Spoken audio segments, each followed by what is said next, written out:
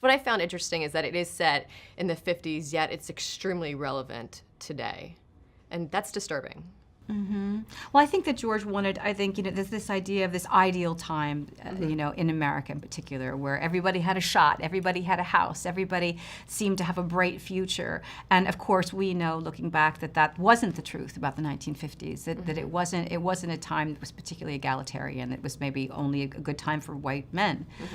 So by framing it that way, right away, you're saying, you're putting an intellectual idea around it, saying this isn't good. Like right away we know, So yeah, he was talking directly about today. Yeah, and they're building walls, they're scapegoating minorities. It's like all the stuff that was kind of going on in the election season that kind of, I think, was the impetus behind George and Grant writing this and taking the Coen Brothers script and adapting it and putting this true life piece about the Myers family.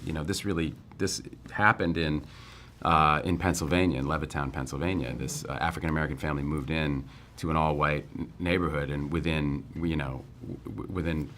a matter of 24 or 48 hours, they were banging pots and pans outside their houses, harassing them, just trying to get them out of the neighborhood. And these are white people who said, well, we're not racist, we just don't want them to live here. There's blatant racism, and then there's undertones of racism.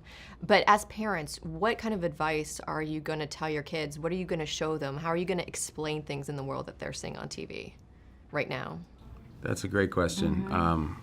I think it's tough. I mean, look, my kids are being raised with more privilege than I had, and so I think a lot of it's a matter of taking them around the world and showing them, letting them experience different cultures and different people, and a lot of it they're oblivious to. I think like they're still young.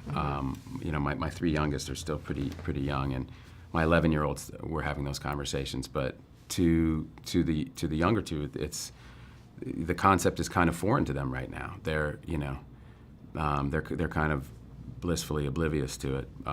But I think it's just about exposure to, to different people in different groups, so that it just so that becomes their normal, and this concept of racism just is like becomes a foreign concept to them that doesn't really make sense. Yeah.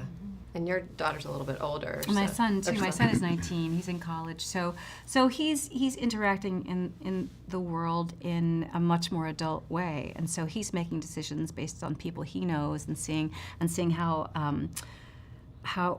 different communities react to different things. And so a lot of his conclusions have been interesting. It's been interesting to watch his development. And then with our daughter at home, you just talk about stuff. You talk about what's in the news. You talk about their experiences. You talk about what they've seen in different parts of the world. It always has to be discussion. Yeah. Well, guys, thank you so much. Yeah, it was nice meeting you. Thank you, you too. Thank you.